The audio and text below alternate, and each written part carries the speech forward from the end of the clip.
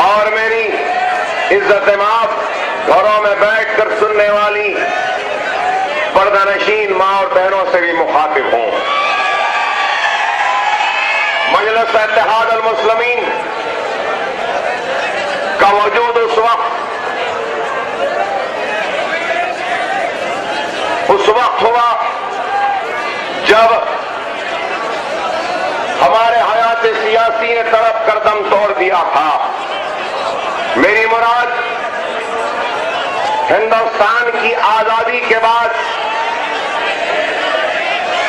जब मुमलिकत इस्लामिया सल्तनत आसिफ जाही,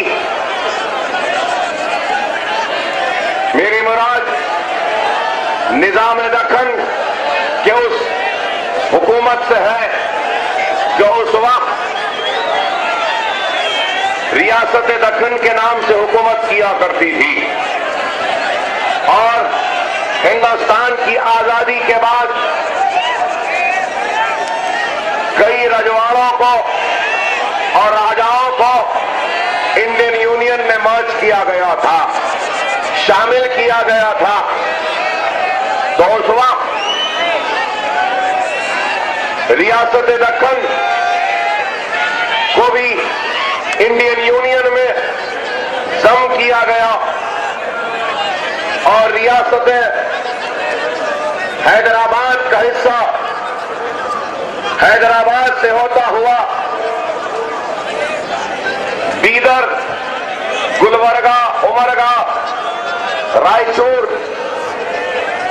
से होता हुआ आपके इस इलाका और फिर औरंगाबाद, जालना, बीर, उस्मानाबाद, ये सारे इलाके उस वक्त रियासत हैदराबाद में थे।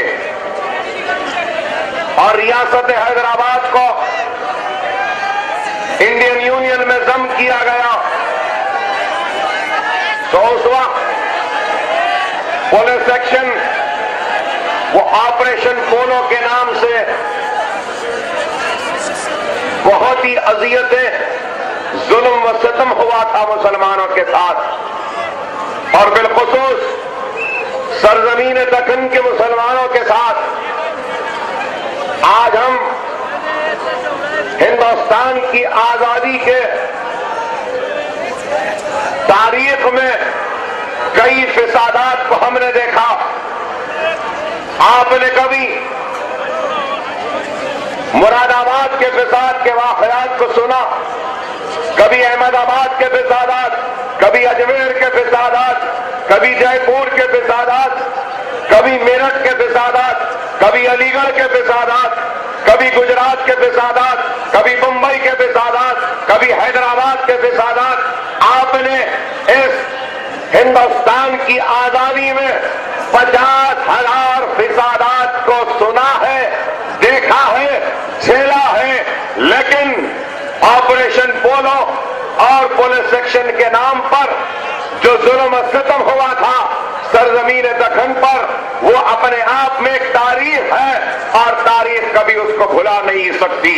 1,000, 10,000, 20,000, 50,000, 1 लाख, 1.25 लाख नहीं, बल्कि सरजमीन हैदराबाद और रियासत दक्कन, जहां पे आप और हम आज खड़े हैं, इस सरजमीन पर 1.5 लाख मुसलमानों का कत्ले आम हुआ था। हमारी इज्जतें लुटी थी, हमारी आबरू लुटी थी, कुओं में पानी के बजाय हमारी तैरती हुई लाशें थी, हमारा तख्त लुट चुका था, ताज अजायब घर की जीरत बन चुका था, लहलाती हुई खेतियां उजड़ चुकी थी, हमारी इस्मतें लुट रही थी, आबरू लुट रही थी, तबाही और बर्बादी, मायूसी और खौफ का आलम था। ऐसे उन हालात में मजलिस इत्तेहाद अल मुस्लिमीन का वजूद में आई मजलिस और मजलिस का अहिया हुआ।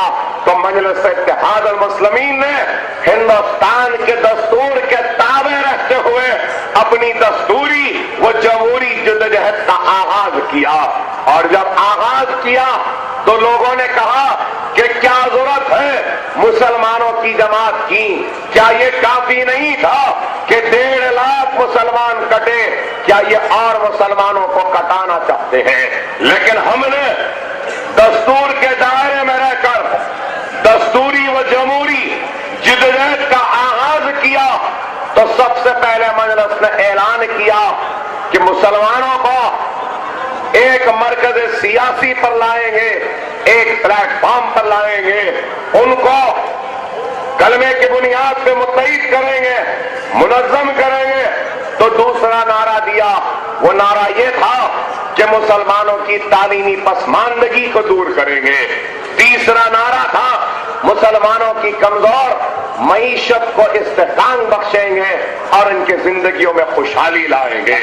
चौथा और आखिरी नारा था तो वो ये था कि मजलिस इत्तेहाद अल मुस्लिमीन इंतखाबात में हिस्सा लेगी और इंतखाबात लड़ेगी और अपने नुमाइंदों को मुंतखब करवाकर ऐवान असेंबली वो पार्लियामेंट या फिर कॉरपोरेशन के लेवल पर भेजेगी और अपने मसाइल को हल करवाएगी। ये एक इरादा था जिसको लेकर 60 वर्ष पहले हम आगे बढ़े और 60 वर्ष पहले जब हमने अपनी जिद्दोजहद का आगाज किया तो लोग हमको दीवानों की जमात कहते थे, लोग इस मजलिस को जुनूनियों की जमात कहते थे, गरीब रक्षे वाले बंडी वालों की जमात कहते थे। लेकिन हमने किसी की बातों पर तवज्जो नहीं दी, उनकी परवाह नहीं किया और हम हुकूमत से अपने जमहूरी व दस्तूरी हुकूक के लिए लड़ते रहे, झगड़ते रहे, एहतजाज करते रहे और अपने हुकूक को हासिल करने की एक नई जिद्दोजहद का आगाज किया। तो उसके साथ ही साथ हमने अपने बलबूते पर भी कुछ करने का इरादा किया और आज मैं कह सकता हूं कि हिंदुस्तान के किसी भी सियासी जमात का इतना बड़ा दफ्तर नहीं होगा जो गरीब मजलूम मुसलमानों की जमात मजलिस इत्तेहाद अल मुस्लिमीन का दफ्तर दारुस्सलाम जितना बड़ा है। वो दारुस्सलाम सिर्फ सियासी मरकज नहीं है बल्कि वो दारुस्सलाम आज एक तालीम का मरकज बन गया। दारुस्सलाम के उस बड़े वसीतर मैदान में हमने तालीमी इदारों का जाल फैलाया। हैदराबाद में हमारा मेडिकल कॉलेज है, हमारा इंजीनियरिंग कॉलेज है, MBA कॉलेज है, MCA कॉलेज है, हॉस्पिटल मैनेजमेंट कॉलेज है, B फार्मेसी कॉलेज है, D फार्मेसी कॉलेज है, फार्मा D कॉलेज है, कॉलेज ऑफ फिजियोथेरेपी है, कॉलेज ऑफ नर्सिंग है, GNM नर्सिंग है और उसके बाद ANM नर्सिंग है, नर्सिंग इन ग्रेजुएशन है और नर्सिंग इन मास्टर्स भी हमारे पास है। आप बताइए कि आज हमारा मेडिकल कॉलेज कायम होकर 30 साल होते हैं और 30 साल में हमने 3000 से ज्यादा मुसलमान डॉक्टरों को निकाला वहां से डॉक्टर बनाकर उनको सारी दुनिया में भेजा, डॉक्टर बनकर वो खिदमत कर रहे हैं। 13,000 से ज्यादा इंजीनियर आज हमारे कॉलेज से निकले, MBA graduate, nursing graduate, hospital के मैनेजमेंट के ग्रेजुएट और उसके अलावा हैदराबाद में 1800 बिस्तर का एक दवाखाना है तो दूसरा दवाखाना 2100 बिस्तर का दवाखाना है। और आप बताओ कि हमारे दवाखानों में 10 रुपये में कार्ड बना ले तो 10 रुपये के कार्ड में 3 महीने में 25 से 50 मरतबा भी चाहे तो आदमी आकर डॉक्टर को बता सकता है, सिर्फ 10 रुपये में। और फिर डायलिसिस होता है हमारे दवाखानों में तो 500 रुपये में, एंजियोग्राम 4,500 रुपये में, एंजियोप्लास्टी 20,000 में, दिमाग का पूरे सर को खोलने का ऑपरेशन 70,000 में, हार्ट का बाईपास ऑपरेशन होता है तो 90,000 में, जदगी होती है तो 800 रुपये में, और उसके बाद में अगर सीजरियन से हो तो 1200 में जदगी होती है। वेंटिलेटर के चार्जेस है, बड़े दवाखाने में वेंटिलेटर लगाया जाता है तो दिन को 20 से 25,000, हमारे पास सिर्फ 1,800 रुपये दिन का वेंटिलेटर। जिस दिन से आया है तो उस दिन से उनका नज़्मुल ऐन अगर कुछ है तो हिंदुस्तान को हिंदू राष्ट्र में तब्दील करना और हर छोटे मोटे मसले पर मुसलमानों पर तनकीद करना और मुसलमानों को बुरा कहना, भला कहना, और वक्त आया तो उनके खून से होलियों को खेलना, यही काम किया बीजेपी। इसके अलावा क्या किया?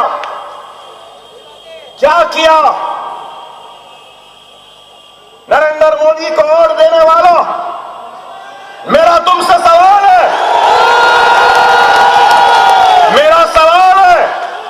नरेंद्र मोदी को वोट देने वालों से, क्या नरेंद्र मोदी हिस्टोरियन है? क्या नरेंद्र मोदी इकोनॉमिस्ट है? क्या नरेंद्र मोदी सोशियोलॉजिस्ट है? क्या नरेंद्र मोदी एंटरप्रेन्योरिस्ट है? क्या नरेंद्र मोदी बड़ा बिजनेसमैन है? नरेंद्र मोदी को महात्मा गांधी का नाम बराबर बोलना नहीं आया, तारीख हिंदुस्तान नहीं मालूम। क्या सलाहियत है? यही काबिलियत है, यही सलाहियत है कि इस शख्स ने गुजरात में बेकसूर हिंदुस्तानी मुसलमानों की इज्जतों को लुटाया, इस्मतों को लुटाया, बस्तियों को जलाया, बच्चों को जेलों में डाला और मुसलमानों के खून से होली की। उसके अलावा इस शख्स के पास क्या है, मैं पूछना चाहता हूं। कुछ नहीं है, कुछ नहीं है। और आज आप गौर करो, अगर आज इस शख्स के पास कुछ नहीं है तो मुस्तकबिल में भी कुछ नहीं था। बीजेपी जानी गई, पहचानी गई तो किस वजह से? हिंदुत्व के एजेंडे की वजह से। बीजेपी आगे बढ़ी तो किस वजह से? बाबरी मस्जिद की शहादत की वजह से।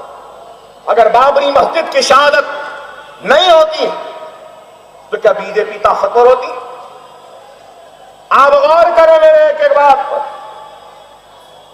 बाबरी मस्जिद को शहीद किया और उस वक्त का वजीर आजम, जो नाम के लिए कांग्रेस का वजीर आजम था लेकिन दर हकीकत अपनी धोती में आरएसएस की खाकी चड्डी पहनने वाला वजीर आजम था नरसिम्हा राव, जो बाबरी मस्जिद को शहीद होता हुआ एक तमाशबीन की तरह देखता रहा, तमाशाई बनकर देखता रहा। अरे आज मैं सलाम करता हूं हिंदुस्तान की फौज को कि जम्मू कश्मीर के सैलाब में फंसे लोगों को किस दिलेरी, किस जांबाजी के साथ निकाल कर ला रहे हैं। हम सलाम करते हैं उनको। नरसिम्हा राव अगर दियानतदार होता और हुकूमत की पुलिस के पास अगर ताकत नहीं थी, कुव्वत नहीं थी, तो बाबरी मस्जिद को हिंदुस्तानी फौज के हवाले कर देना था। हमारे फौजी हमारे बाबरी मस्जिद को भी बचा लेते थे। लेकिन ये लोग खामोश तमाशा ही बन के देखते रहे। शहादत बाबरी मस्जिद हिंदुस्तान की सियासत में एक बहुत तब्दीली और करवट का नाम है। बाबरी मस्जिद किसकी मस्जिद? मुसलमानों की मस्जिद। मिंबर रसूल किसका मिंबर? मुसलमानों का मिंबर रसूल। बाबरी मस्जिद मुसलमानों के अल्लाह का घर। बाबरी मस्जिद को इन्होंने शहीद किया। अरे मुसलमानों, मैं तुमसे सवाल करना चाहता हूं, क्या आपने बाबरी मस्जिद के शहादत के पीछे जो छुपा अल्लाह का पैगाम था, क्या इसको समझा? क्या इसको जाना? लोग कहते हैं कि अल्लाह का घर शहीद हो गया। अरे मैं कहता हूं, हो सकता है कि लोग मेरी बात से इख्तिलाफ करें, लेकिन मेरा ईमान कहता है कि अल्लाह से बढ़कर अल्लाह के बंदे अल्लाह की घर की इबादत नहीं कर सकते। फिर क्या बात है कि अल्लाह ने अपने घर की शहादत की मंजूरी दे दी? इसलिए दी कि अल्लाह सुब्हानहू तआला हिंदुस्तान के 25 करोड़ सोने वाले मुसलमानों को उनके नींद से बेदार करना चाहता था कि देखो मुसलमानों, मेरे घर की शहादत को और तुम बेदार हो जाओ। इख्तिलाफ में इंतशार में रहने वाले मुसलमानों को अपने मिंबर रसूल के शहादत के जरिए इत्तेहाद का पैगाम दे रहा था, बता रहा था कि देखो आज ये एक घर है, ये आज ये एक घर है। अगर 25 करोड़ मुसलमान उठेगा नहीं, मुत्तहिद नहीं होगा, इख्तिलाफ को खत्म नहीं होगा, एक मरकज पे जमा नहीं होगा, तो एक के बजाय 1000 से जायद मेरे घर इन दुश्मनों के निशानी पर है। क्या आपने बाबरी मस्जिद के शहादत पर सिर्फ एहतजाज किया एहतजाज मुसलमानों ने? काली झंडियां ली, बंद मनाया, एहतजाज किया, सब कुछ किया। जितना एहतजाज करेंगे कम है, ज्यादा से ज्यादा एहतजाज करना होगा मुसलमानों, भूलना नहीं है। अगर हम एक बाबरी मस्जिद को भूल जाएंगे तो आज से 15-20 दिन पहले अशोक सिंघल ने क्या कहा? मुसलमानों देख लो, हम तुम्हारे वोट के बगैर भी इख्तिदार पर आ सकते हैं। बाबरी मस्जिद छोड़ दो, मथुरा व काशी भी छोड़ दो, तो मुसलमान करीब आएंगे। आप गौर करो, ना हम बाबरी मस्जिद छोड़े थे, ना छोड़ेंगे, ना काशी छोड़े थे, ना छोड़ेंगे, ना मथुरा छोड़े थे, ना छोड़ेंगे। हमारी जिद्दोजहद जारी रहेगी, कानूनी लड़ाई लड़ते रहेंगे, जमहूरी लड़ाई लड़ते रहेंगे। अदलिया पर हमको भरोसा है, अदालत जरूर हमको इंसाफ देगी और बहुत जल्द बाबरी मस्जिद दोबारा तामीर होगी और हय्याल फलाह की सदा गूंजेगी, इंशाअल्लाह गूंजेगी। लेकिन मुसलमानों, बाबरी मस्जिद के शहादत का अगर गम है सीनों में, तो हर नई बनने वाली मस्जिद का नाम बाबरी मस्जिद रखते जाओ, रखते जाओ, रखते जाओ। बता दो उनको, तुम एक बाबरी मस्जिद गिराए, हम 1 लाख बाबरी मस्जिद तामीर करने की सख्त ताकत, हिम्मत और ईमान रखते, ये पैगाम दो।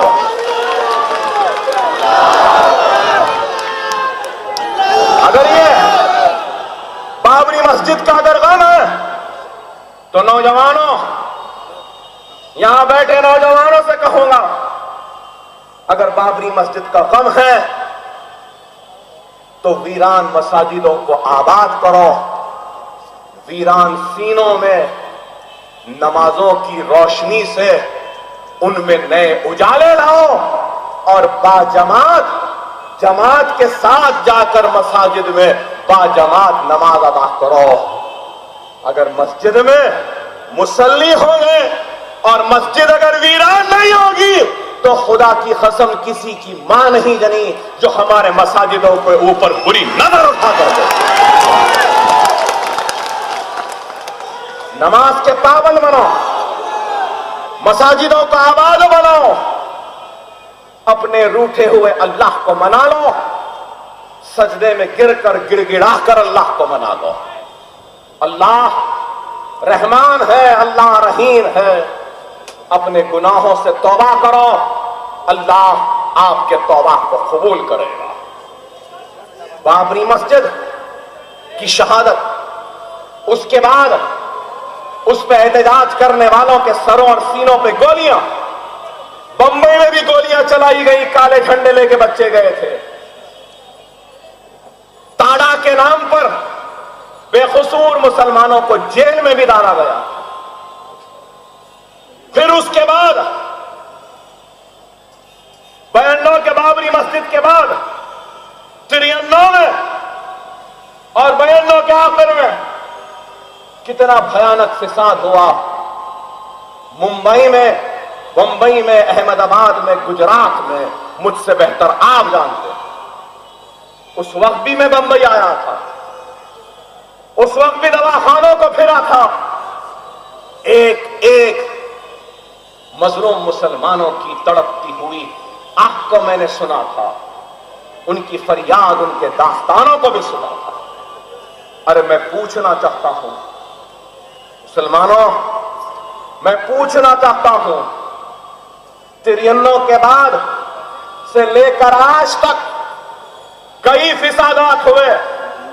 कभी मालेगांव जला, कभी परवनी जला, कभी भिवंडी में बच्चों को पकड़े, कभी मुंबई में पकड़े, कभी पूना में पकड़े, कभी अजमेर में पकड़े, कभी हैदराबाद में पकड़े, और उसके बाद में गुजरात का भी भयानक फिसाद हुआ।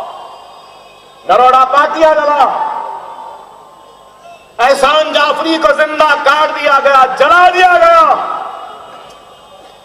और उसके बाद भी इशरत जहां का एनकाउंटर हो गया, सोहराबुद्दीन का एनकाउंटर, बच्चे जेलों में। अरे मेरे प्यारे मुसलमानों, मैं आपसे पूछना चाहता हूं, मैं आपसे पूछना चाहता हूं, एक घर में अगर 3 भाई हैं जिनकी एक दूसरे से नहीं जमती, लेकिन एक बाहर वाला अगर घर पर हमला करता है, 3 में से एक को काटने को, लूटने को जब बढ़ता है, तो क्या 3 भाई अपने इख्तिलाफ को भूलकर एक दूसरे से खाने से खाना मिलाकर खड़े होकर उस लुटेरे का, उस कातिल का मुकाबला नहीं करते? क्या बताओ, करते हैं या नहीं? बताओ मुसलमानों। तो मैं पूछना चाहता हूं, क्या बाबरी मस्जिद तुम्हारी मस्जिद नहीं थी? मैं पूछना चाहता हूं, सर सीनों पे गोलियां जिनकी लगी, क्या वो तुम्हारे भाई, तुम्हारे बेटे या तुम्हारे औलाद नहीं थी?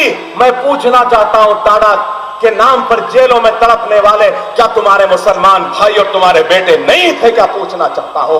मैं पूछना चाहता हूं, पूना, मालेगांव, परवनी, गुजरात, अजमेर, हैदराबाद, अहमदाबाद में इन दुश्मनों की चाकुओं के ज़र्ब से तड़प कर दम तोड़ने वाले क्या तुम्हारे अपने नहीं थे? क्या तुम्हारे बच्चे नहीं थे? क्या वो खून तुम्हारा नहीं था? क्या मेरा तुमसे सवाल है। अगर था तो फिर क्या ये वक्त नहीं है कि हम इतनी सारी चीजों को देखकर अपने इख्तिलाफ को खत्म करें? अरे मेरे प्यारे मुसलमानों, तुम किस तबाही के इंतजार में हो? क्या बाबरी मस्जिद की शहादत का पैगाम काफी नहीं है मुत्तहिद होने के लिए? क्या गुजरात का फिसाद काफी नहीं है मुत्तहिद होने के लिए? क्या मुजफ्फरनगर का फिसाद काफी नहीं है मुत्तहिद होने के लिए? क्या आसाम की जलती हुई हमारे बस्तियां क्या काफी नहीं है इंतशार को खत्म करके मुत्तहिद होने के लिए? अरे मैं पूछना चाहता हूं, अगर तुम मुंतजिर हो तो किस तबाही के दस्तक देने के इंतजार में हो? आखिर कब उठोगे? मुजफ्फरनगर में कैसा हुआ? अरे मेरी एक बहन दौड़ती हुई सरपंच के पास गई, ये सोच कर के सरपंच बचाएंगे। घर में सरपंच ने उसको बिठाया कमरा बंद किया, ढोल मंगाया, ढोल बजा बजा कर लोगों को बारी बारी छोड़कर उसकी इस्मत को, उसकी आबरू को लुटाया। गुजरात में कैसे मुसलमानों के हामिला बहनों के पेटों को चीर कर हमल को निकाल दिया गया। अरे आसाम में किस तरीके से बस्तियों के बस्तियां उजाड़ दी गई। आपके बंबई में, इस मुंबई शहर में तिरियानों में कैसा घिनौना फिसाद हुआ, क्या इंसाफ मिला? अरे आज जिन लोगों को अकबर ओवैसी की तकरीर पसंद नहीं है, मैं उनसे पूछना चाहता हूं, अगर तुम्हारे साथ इतना सब कुछ होता तो तुम क्या